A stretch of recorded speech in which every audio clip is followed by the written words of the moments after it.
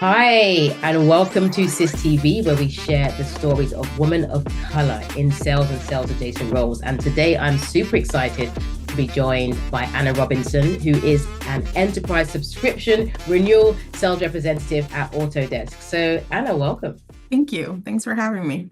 Excited to be here. No, yes, yeah, we're going to have a great conversation, of course. And this is really about allowing you to share your story authentically, really about your career journey, some of your goals, and exactly how that fits inside the Autodesk organization today. So tell us about Autodesk, but also tell us what your role means and what you do. Yeah, for sure. So Autodesk is a design and make company, which a lot of folks are like, whatever that means. But basically, we empower architects, engineers, construction folks, entertainers to create beautiful things for our world. So I sit in the enterprise part of the organization, meaning I work with Fortune 200 corporations. And right now, I'm in the architecture, engineering, and construction space. I've done manufacturing before, I've done automotive before, food and beverage. I mean, you name it. But right now, I'm in the AC, is what we call it. Hmm. And I help the firms secure licensing for their employees to work on projects. Wow. So that's when you mentioned that, I just saw lots of metal. Yeah, Lots of lots of metal. Yes. I just saw lots of metal, but let's not play it down. You've done extremely well in your career today, specifically at Autodesk. So you've been recognized with the Diamond Club Award in London. So could you share a little bit of the story behind that? Yeah, for sure. So Autodesk takes the time to recognize the top salespeople in the company, and this is worldwide. There's about 13,000 employees at the organization currently. And so we're giving our portfolios, we're giving our set goals, and they align with our customers' needs. Going back to the point of metal, right? A lot of our software will spit out smart design and it'll help the firms consume less and use less product, therefore less waste. So our goals are tied to our customers, to the environment, to the employee. So I was lucky enough, along with I think it was about 250 of us that made Diamond Club in 2024. We flew from all over the world. I was coming from the US to London, and we enjoyed a week of delicious food and entertainment and the city and the culture I'd never been. Yeah. And I'm dying to go back. So it was incredible. So yeah, it made me really proud of myself. It made me really proud of my colleagues that we were all winning essentially together. And nobody got left out of that. Like the customers were happy, the company was happy. I know I was happy for a whole week. Yeah, exactly. It was great. It was great. No, I love that. But let's just pause for a second because is it really luck if you earned it? Um, I love that. Thank you for the reframe. Have you been talking to my therapist? I think some aspects of it, Mm, I know that I've earned it. It was a team effort. There's people who work really, really hard to make it happen for the customer. So yes, there's a lot of blood, sweat, and tears. But there's also just some aspects of hitting it off with the customers, right? And understanding what is important to them and to move it from a conversation to a reality is, I mean, I feel like there's a little bit of luck in there. So I will say yes and. okay, okay. Well, this that leads me straight onto it because I wanted to dig into that. So, you just mentioned there's a lot of things that went into actually achieving that, and also mentioned one thing around the customers and developing those relationships. So, you do manage a significant proportion of the renewal revenue for your division, AC, yeah. Look at you. So, what else do you think contributes to that? I'd love you to center it around like maybe the culture at Autodesk, but also maybe some of the characteristics of Anna. Absolutely. Teamwork. I mean, I am a big believer that nobody is a self-made person. We all need each other, right? So currently, my portfolio is about 55 different accounts. And it is my duty to go and research what they do, what they stand for, how we align, where we can make the most impact together. And that is Yeah. a very Anna thing to do. I'm a very curious person. I don't have to. I don't have to learn too much about them because an aspect of what I do with my customers is very limited, but I find it cool, like if somebody's like, hey, I need 30 licenses. And I'm like, for what? What are you doing? No, we're Yeah. building a bridge. Where? What's it about? And Yeah. some customers are like, who is this girl? She's so nosy. But I think that oftentimes in years past, I used to just drive on the highway, just see new buildings pop up and think nothing of it. And so now that I'm in the industry, I'm like, ooh, somebody put thought into that. I know Yeah. what they're doing. I know about how many licenses they did. I can see the different floors and the infrastructure. So I think my curiosity has been super helpful. I think teamwork has been extremely helpful. I am on the inside sales portion of the business, and there are people that are like named account sales executives, and they're the face of that. So they have held relationships with some of these firms for 20 plus years in some cases. And so we have reps that have been here for 25 years, 26 years, 19 years. And so they've Mm. held this relationship. And so to come into it and with curiosity instead of cockiness of, oh, I'm gonna, help fix your situations or whatever is not the way to go. So teamwork, curiosity, humility, have all played a really big part in my success. Or just being nosy. We call that as well. We call that. Girl, you got to say it in professional speak, okay? One thing that's really interesting that you can't, it's hard to describe it unless you are in the moment or in sales is something that's quite intangible, which is you get this new perspective. So you just mentioned driving down a highway and being like, oh, yeah, whatever, like under this bridge, I was dripping. But now you're like, wow, I actually know how that came together. I almost like know the thought process where that started from. Someone really had to take their time. There's so many moving pieces. That's what like it's just the thing that you don't really think about, right? When you're Yeah, like when you're applying for a sales role, like, I'm going to learn about this new perspective in life, but it's right. huge. It's huge. Yeah. Yeah, that's amazing. Now, I'm not gonna. I can't overlook the fact that you said that you spent a week that you were lucky to get in London, from winning that Diamond Club award. But let's talk about the fact that you have a couple of kids. I So doing do. that is not something that I mean, ideally we'd love to do that every week, but that's not the reality. So Yeah. for people who are considering sales or in sales, how can you just share a bit more of that side of your life, in how they can helping them to kind of navigate that parenthood, Yeah. and work life balance?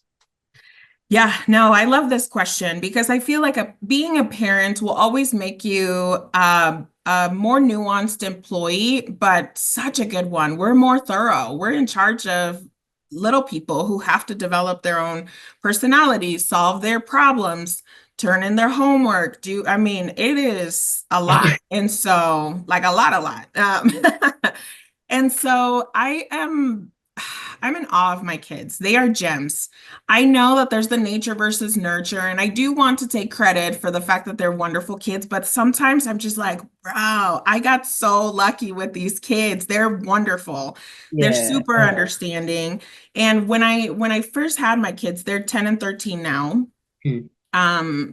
I've always been a big world traveler. So my daughter was on a plane 2 months after she was born, and she's been to 12 countries and she's 13, Whoa. right? So we're gonna even it out in a few months to make it 13 for 13. And they understand what it is to travel. So I did not take them to London this time around. I actually got to take one of my friends who'd been really supportive and would take all my crying phone calls when I'm just like, I'm behind on my sales and my kids this and my kids that. And so Yeah. she needed to be there to savor that with me. Yeah. And so they stayed with my husband or their dad, who's an awesome co-parent. And because we share custody, it's a week with mom and a week with dad. For them, it was business as usual. They were super excited for me. They had no interest in coming because they had a cruise with their dad. So we were traveling in tandem. But one thing I loved seeing is other of my colleagues bring their kids. So they brought kids, they brought sisters, they brought moms, they brought cousins. I mean, it was awesome. We had the opportunity to invite a plus one in our families. They had a kids club, they had kids activities, they would get picked up by buses. So the company really understands that Oh, being a parent is a priority and that taking care of us and our children allows for us to show up more authentically at work. So, and the kids play. They just ask you how old your kids are and they get to play with your coworkers' kids. It's incredible. So, I've never had to compromise being a mom or being an employee. I get to put my kids first. that's huge. That's really Amazing. huge. Hmm. Did you know that going into the business? Was that No. something? Wow. I wish we would talk about it more. Yeah. Because I've had other sales roles while being a mom. I mean, I've been in software sales for over 15 years, and I've been Mhm. at Autodesk for 4. And man, I've had other sales jobs where I've had to travel a lot for work. I've had to make compromises and miss some of my kids' firsts and some of the Mhm. big milestones. And sometimes I was met with the like, this is sales, right? And so I always thought that it was just the way it went. At least it's a very American way of thinking about it, of like, you got to hustle and you got to do this and you have Yeah. to make those consensus. So this was almost too good to be true. Maybe that's why they don't advertise it because I don't think I would believe it. I'd be like, mm-hmm, sure, you Yeah. say that. What Yeah. else? So finding out and staying skeptical because every time there's something good that happens where I'm just like, hey, I need to do this for my kids. I need to go pick them up from school. I'm always met with, okay, yeah, take care of them. We'll see you when you're available. And I'm always like, is that Yeah. code for something? Are y'all mad at me? Checking your emails, refresh, refresh. There's something coming. Exactly. Something I'm coming. like, can I still log in after this? And it just works. So it's a nice surprise. And I think I want to keep a little bit of the skepticism because it makes my gratitude even greater, right? Because I'm always like, I don't think I can pull this off. And then I pull it off and I'm just like, whoa, way to go, Autodesk. And so it's a continued surprise and continued gratitude that I have. And yeah, it's very nuanced, I guess, than other companies. Wow. Like that's taken me aback. That's incredible. Again, Yeah. I've been in sales for a similar amount of time as you, and you don't. I would be equally skeptical, but Right. imagine repeatedly being shown you don't have to be skeptical anymore. That's Yeah. huge, particularly for women, or those who identify as women like us. Mhm. It's a big deal to know that that is something that is true. But I'm just gonna say there's we got the sales and we're doing that, and then we got the two brilliant kids and we're doing that, and then we're winning awards, but then we go to, oh, I'm also doing more in the organization around being part of the EI, basically being a really intentional member of the organization. So tell me a bit more about some of the other things that you're doing at Autodesk from like an ERG and community perspective. Yeah, for sure. I mean, I don't want to make it seem like it's easy to do everything and that I'm encouraging like get involved here and do this and do that. It took me a while to become a board member at the Employee Resource Group because for the first year at Autodesk, you're learning so much. I mean, we have over 100 products and we have thousands of customers, and we have a way of doing business that's really complex. The company is over 40 years old and it's really established. There's some things that you have to come in and plug in the way they are. And then there's sometimes you have to infuse creativity and your own self into the role, into the team. So I would say the first 2 years, it was really head down, learn my job. How do I get good at it? I've never been one to just say, oh, yeah, I'm here because I deserve it. Yes, I do. I've earned it. Yeah. However, I strive for excellence. And so once I was able to like kind of look up a little bit on that third year, I was like, oh my gosh, the employee resource groups, like all the emails that I was getting, they Yeah. were for community building, for support, for how are you a Black professional, a Black parent, a Black individual contributor, and how do we get together and talk about generative design and AI and career paths. So Wow. it was just like this chatter just kept calling to me. And so I was like, okay, let me get more involved because I would chime in and feel like I would get so much out of it, but that I wasn't giving enough. So on the third year, I became the communications lead, Okay. and it has been awesome. I figured that if I'm curious about something, other people must be curious too, or nosy, as you called me out to be. Yeah. Whatever, semantics. And so I like over communicating, I like informing, I like community, and it feels light. It doesn't feel like another thing that I have to do for the organization. I do this very much for me. I do Mm. this very much for other members in my community at Autodesk that are spread out throughout the world, and they just happen to have a lot of similarities and a lot of just shared lived experiences. And so when I'm not giving advice, I'm getting advice. There's always Yeah. this reciprocal, how do I build you up? How do you build me up? How do we build a thing together? It's been incredible. And our members are brilliant. I mean, it's so easy for me to just sit there and learn. So I would say it's done more for me. And it doesn't feel like I'm over investing, if that makes. That you mentioned something, and I want to go back to it. You said, okay, I was a bit heads down, right? Mhm. The first 2 years until I could really just make sure I, got ahead of things, knew where I was at. And you said something that I think is really important. I'd love you to elaborate.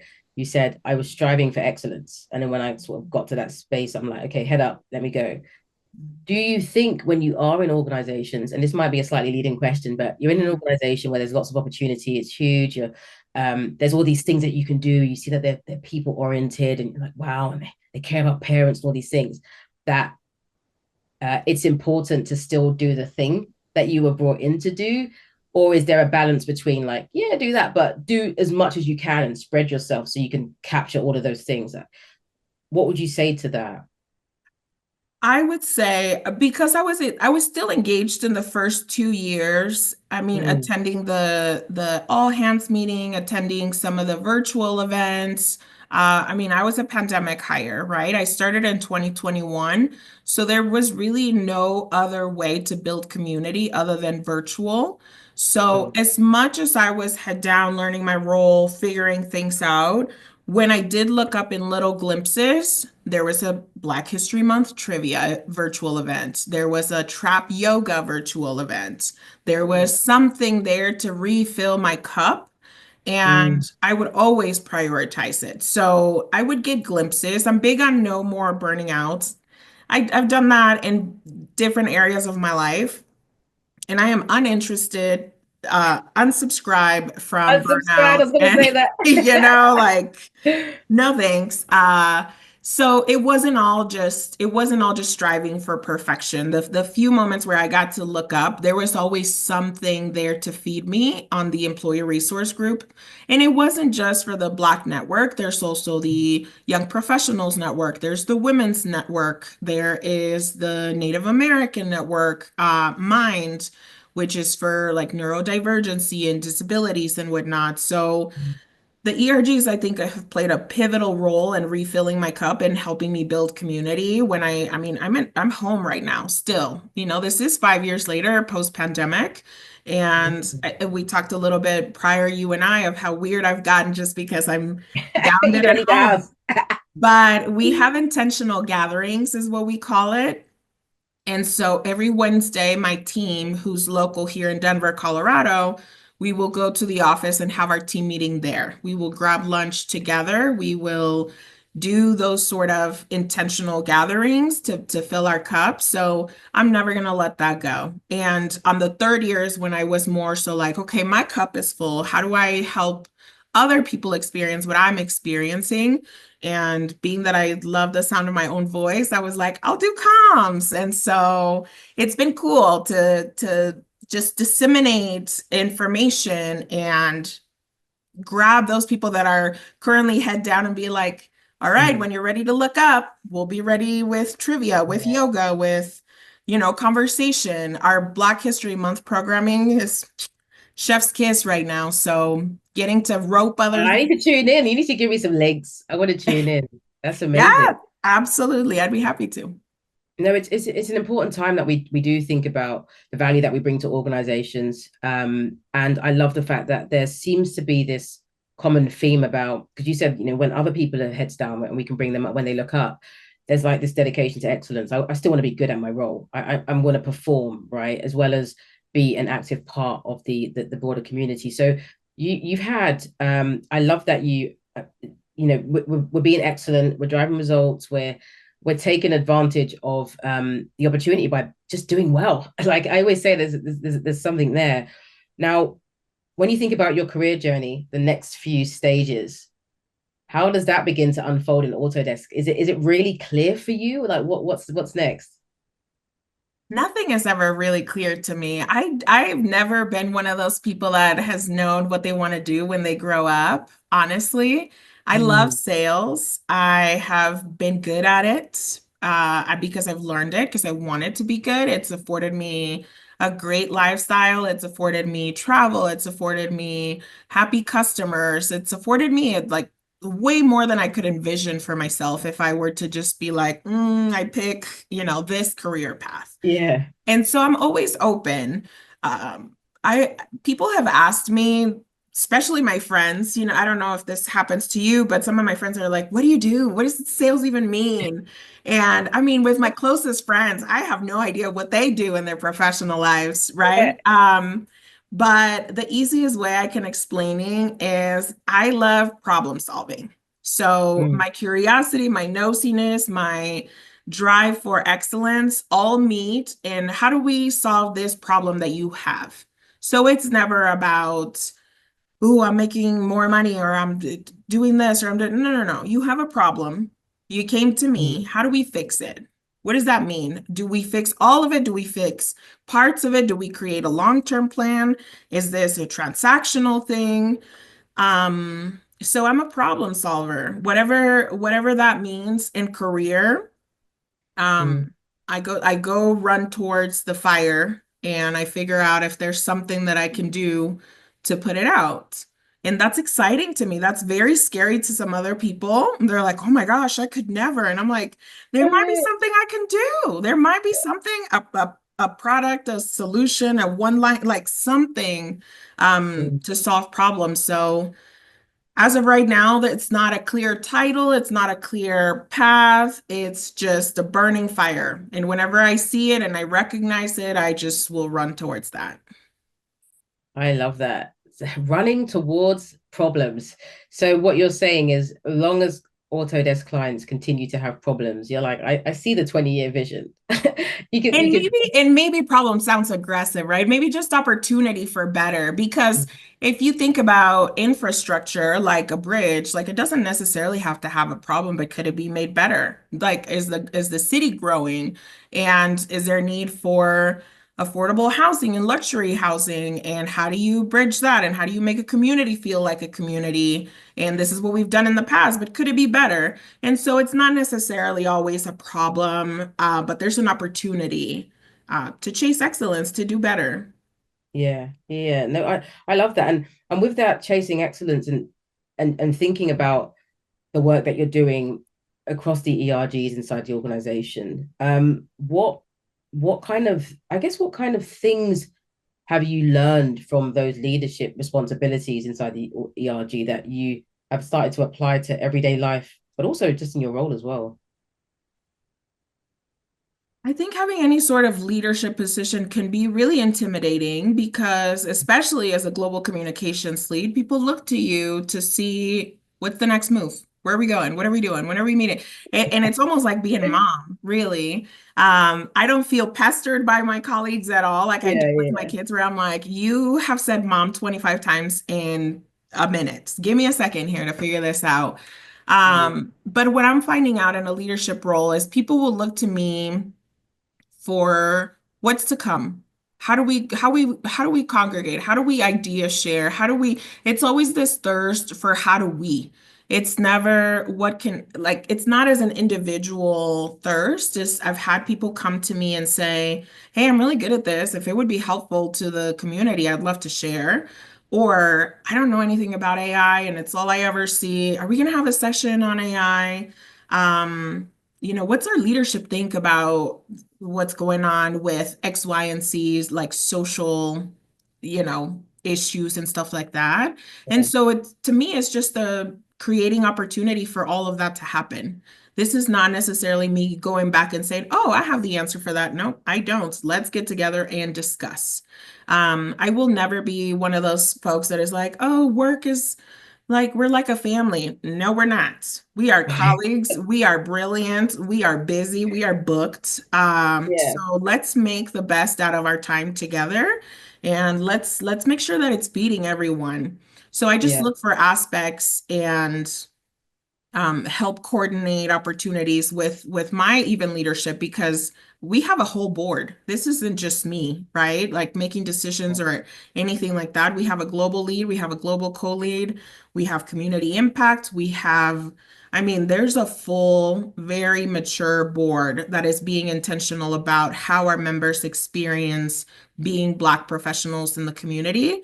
And it's lovely. So I feel supported. I feel inspired by them and by the membership. And again, it feels easy. And I think if it didn't feel easy, I probably wouldn't do it.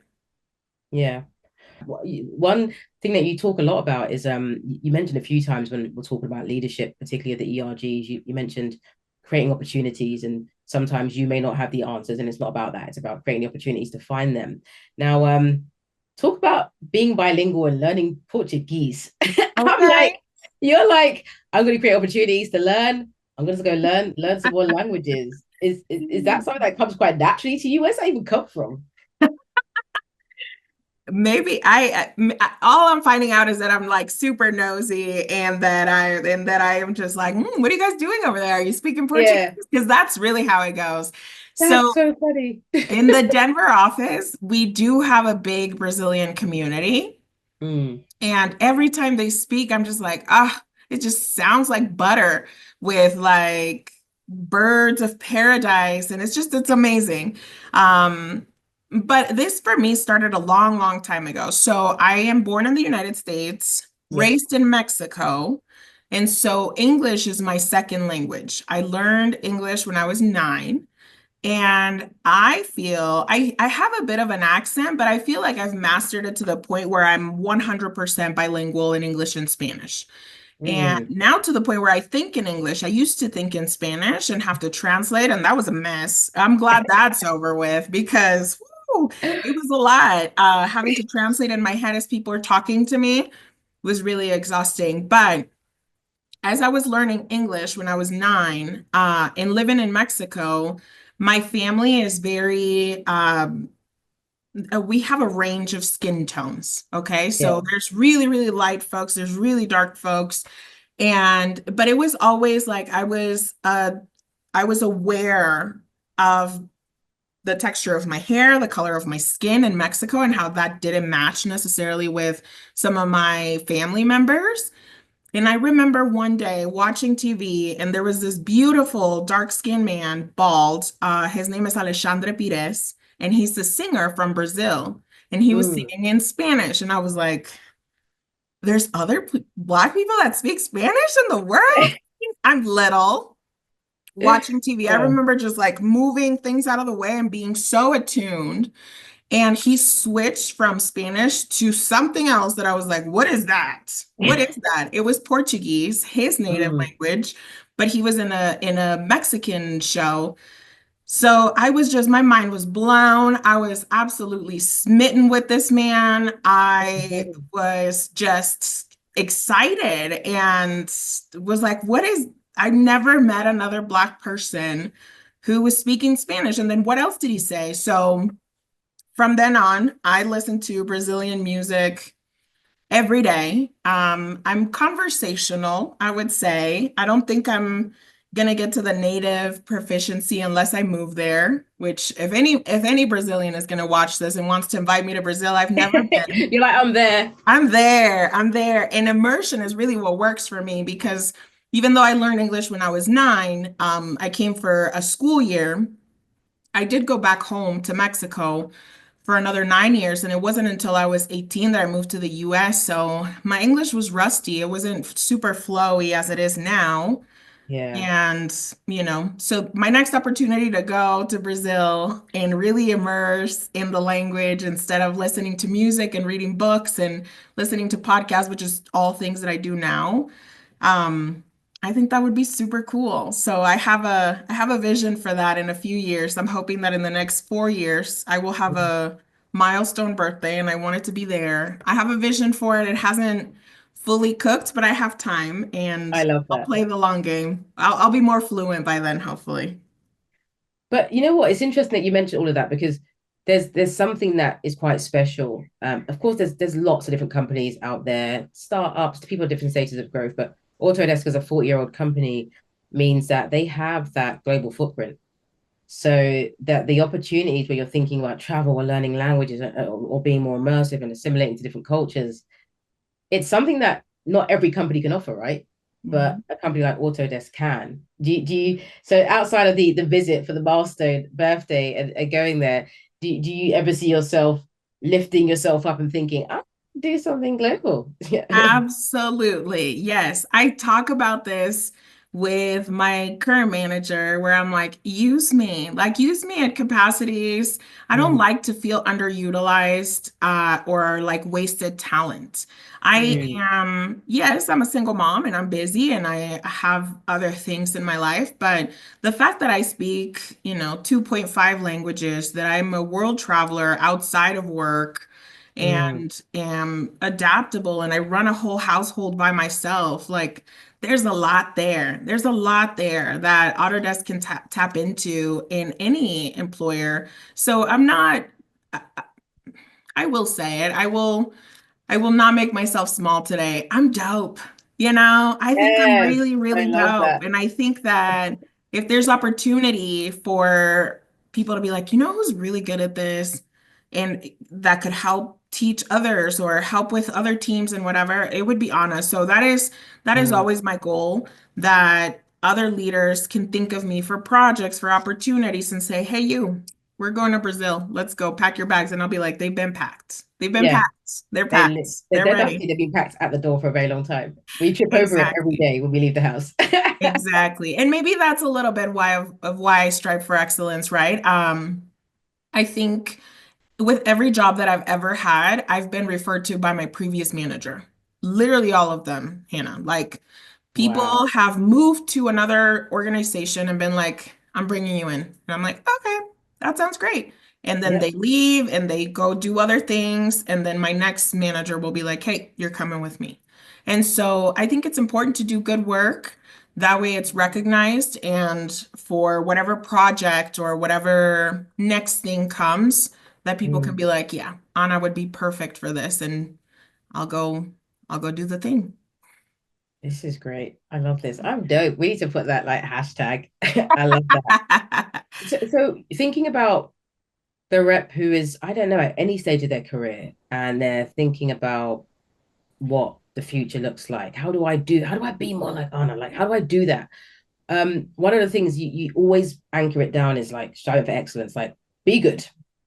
Yes. But what else can people do to start to make the necessary movements in the company? What sometimes it might be out of the company, but what other advice can you give to someone who's thinking about that those next stages of growth and development?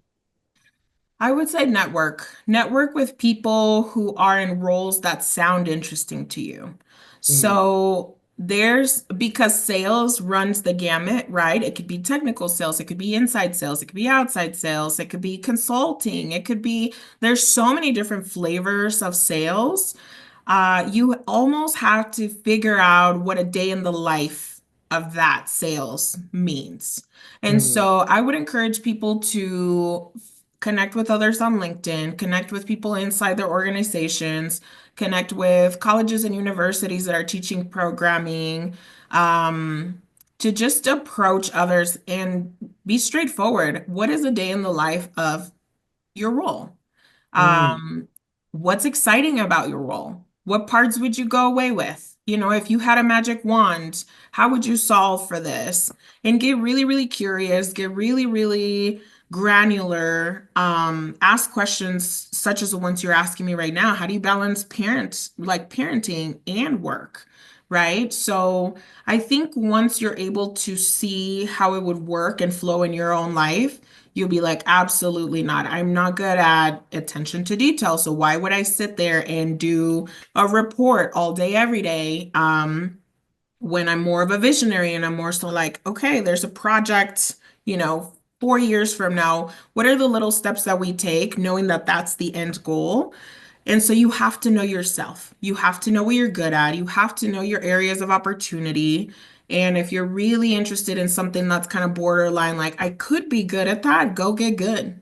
Take Yeah. courses. There's LinkedIn Learning, there's other online courses that you can do. Ask your current um, firm or wherever you're working to invest in your education. You can go back to a community college, you can go to a four-year university. I know I do. At any minor inconvenience, if I don't feel like I have a full grasp on something, I will take myself back to school. I will watch videos, I will ask people because nobody's coming to save me in any area of my life. I want to show up for myself. I want to be a good example to my kids.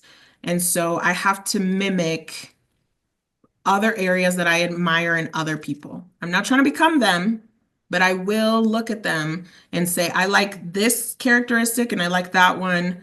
Help me adopt it to my personality, to my life. And I Yeah. think it served me well. So, question for you, just before we start to conclude, because I'm listening and I'm thinking I'm a rep. I'm listening. I'm like, and it just sounds amazing. She's a Diamond Club winner. She's traveling. She's managing the household. She asks for more work.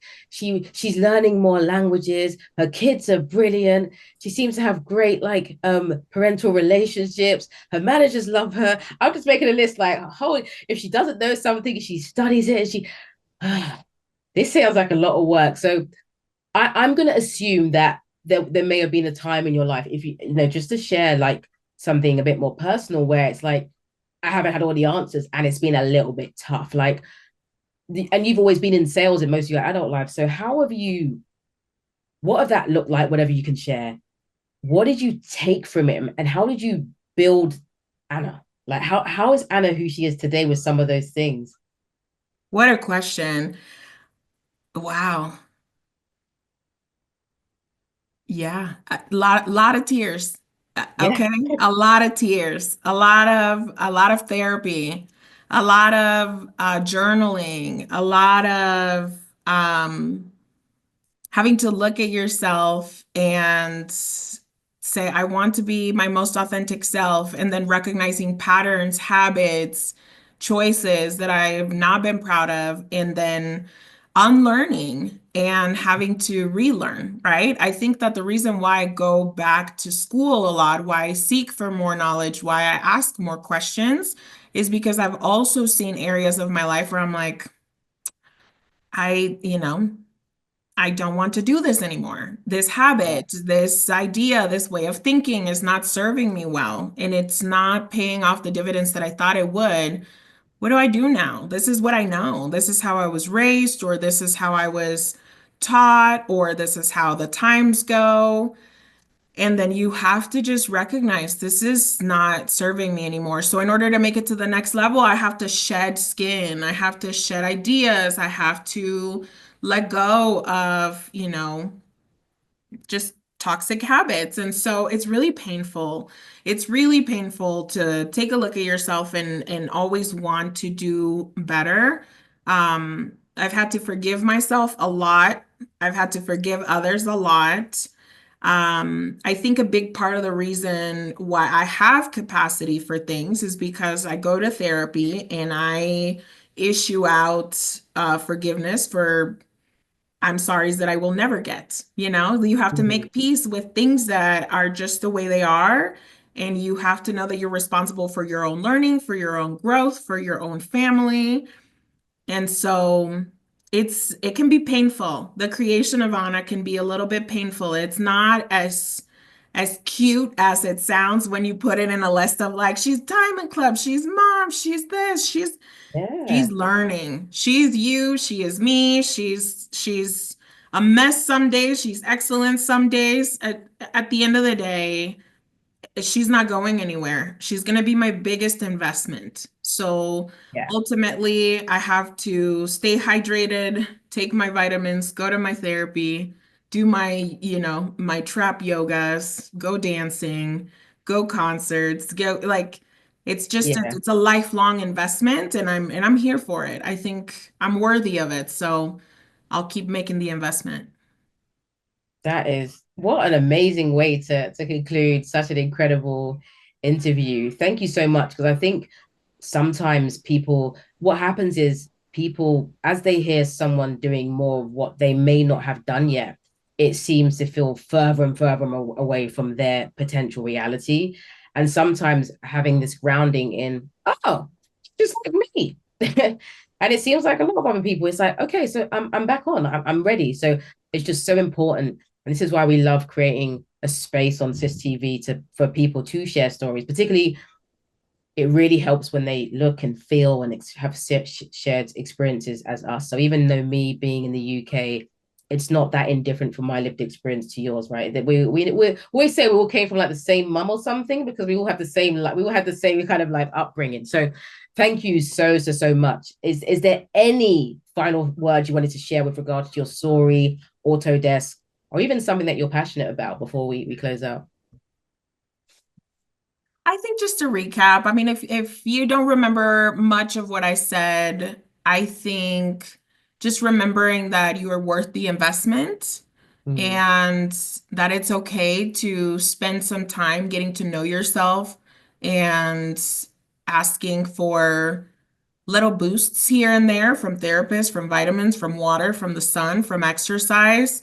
You're deserving of it. And there's no way you can't go, right? When you're striving for the best version of yourself, you will reach it if that's what you really want.